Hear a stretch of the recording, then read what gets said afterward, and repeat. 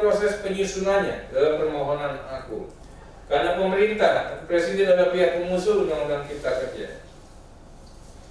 Yang Mulia Ketua dan Majelis Hakim Mahkamah Konstitusi, tahap pembahasan RUU. Selanjutnya, DPR akan memberikan keterangan terkait dengan tahap pembahasan RUU AKO yang terbagi dalam pembicaraan tingkat pertama dan pembicaraan tingkat kedua. Sesuai dengan pasal 149 Tata Tertib DPR, proses pembahasan RUU Cipta Kerja dalam pembicaraan tingkat pertama telah dilakukan oleh Badan Legislasi dengan seluruh kegiatan berupa pengantar musyawarah, pembahasan DIM, penyampaian pendapat ini sebagai sikap akhir, dan pengambilan keputusan. Dalam proses penyusunan DIM, DPR telah melakukan rapat dengan pendapat umum, melakukan kunjungan kerja, melakukan sosialisasi, dan juga seminar atau berdiskusi dengan pihak-pihak yang terkait agar aspirasi masyarakat dapat terakomodir dengan kehadiran Undang-Undang Cipta Kerja tersebut. DIM yang telah tersusun dilakukan uji publik oleh Balek dengan membuka ruang partisipasi publik secara luas dengan mengundang berbagai stakeholder dan para narasumber yang ada agar dapat memberikan saran dan masukan terhadap RUU Cipta Kerja. Hal ini sesuai dengan kesepakatan dalam rapat Balek pada tanggal 7 April 2020. Dalam kegiatan uji publik tersebut, Balek telah melakukan RDP atau RDPU dengan sejumlah stakeholder terkait, yaitu sejumlah pakar, sejumlah akademisi, antara lain Profesor Gisman Simanjuntak, Profesor Dr. Satya Arinanto, Profesor Dr. Bambang Kesowo, dan beberapa pakar dan akademisi lain yang tidak dapat disebutkan karena begitu banyaknya. Beberapa lembaga pendidikan, antara lain Universitas Indonesia, Universitas Gajah Mada, Asosiasi Aliansi Jurnalis, Walhi Kadin, PBNU, PP Muhammadiyah, KPPU, dan beberapa kementerian lembaga serta organisasi massa lainnya. Setelah melakukan uji publik, Panitia Kerja Balek mulai melakukan rapat-rapat pembahasan dengan pemerintah yang diselenggarakan mulai dari tanggal 20 Mei 2020 hingga tanggal 25 September 2020. Kemudian tanggal 3 Oktober 2020 telah dilaksanakan rapat kerja Badan Legislasi dengan pemerintah dan Dewan Perwakilan Daerah RI dengan agenda pengambilan keputusan pembicaraan tingkat pertama atas RUU tentang Cipta Kerja yang dipimpin oleh Dr. Supratman Andi Argas sebagai Ketua Badan Legislasi DPR RI.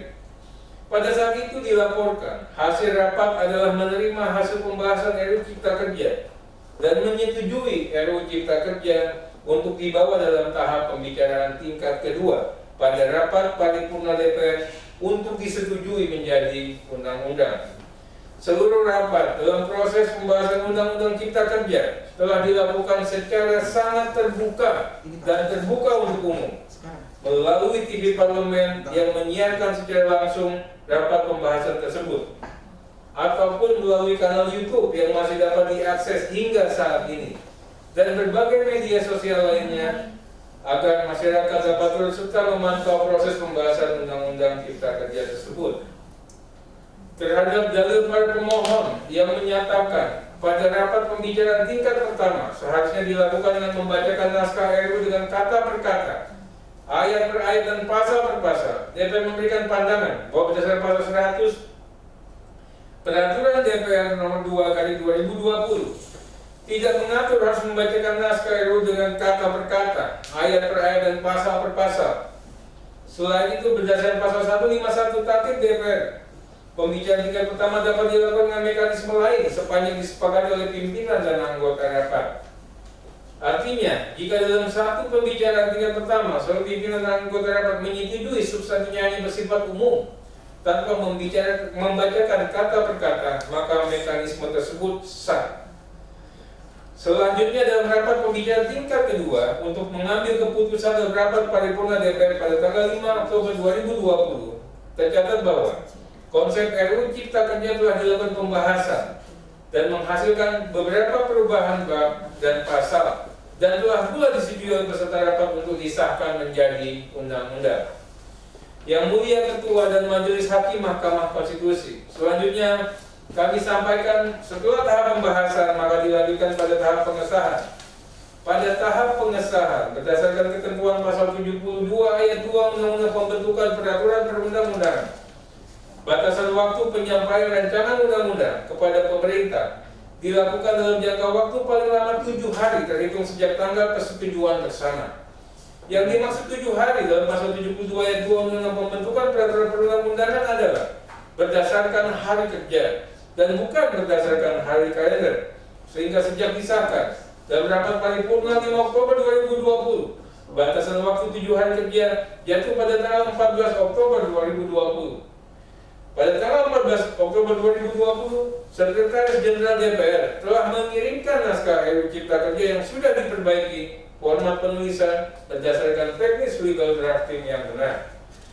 Untuk mendukung keterangan singkat DPR ini, kami akan melampirkan keterangan DPR yang lengkap sekaligus seluruh dokumen-dokumen terkait dengan proses pembentukan undang-undang APO, sebagaimana yang dianggap para pemohon perkara APO tidak sesuai dengan ketentuan hukum dalam peraturan perundang-undangan dalam naskah keterangan DPR yang akan disampaikan secara lengkap. Yang Mulia Ketua dan Majelis Hakim Mahkamah Konstitusi, bahwa berdasarkan pokok-pokok keterangan di atas, DPR menyampaikan petitum agar kiranya Yang Mulia Ketua dan Majelis Hakim Mahkamah Konstitusi memberikan amar putusan sebagai berikut. Pertama, menyatakan bahwa para pemohon tidak memiliki kedudukan hukum atau legal standing, sehingga permohonan pemohon aku harus dinyatakan tidak dapat diterima. Dua, menolak permohonan aku untuk seluruhnya. 3. Menerima keterangan DPR RI untuk secara keseluruhan. 4. Menyatakan bahwa proses pembentukan Undang-Undang Cipta Kerja telah sesuai dengan Undang-Undang Dasar Negara Republik Indonesia tahun 1945 dan telah memenuhi ketentuan pembentukan peraturan perundang-undangan sebagaimana yang diatur dalam Undang-Undang Nomor 12 Tahun 2011 tentang pembentukan peraturan perundang-undangan sebagaimana diubah dengan Undang-Undang Nomor 15 Tahun 2019.